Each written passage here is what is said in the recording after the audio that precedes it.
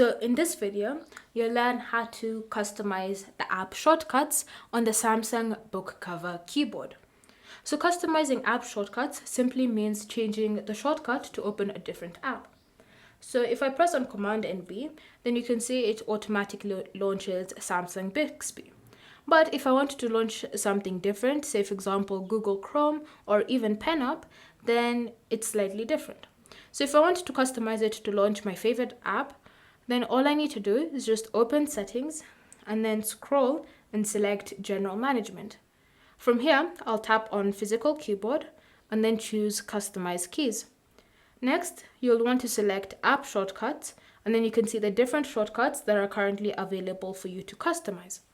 So again, Command B launches Bixby. So if I tap on it, it will then give me a list of apps, and I can go ahead and select the app that I want launched whenever I press on Command B. So it can be a game, it can be a music app, it's completely up to you.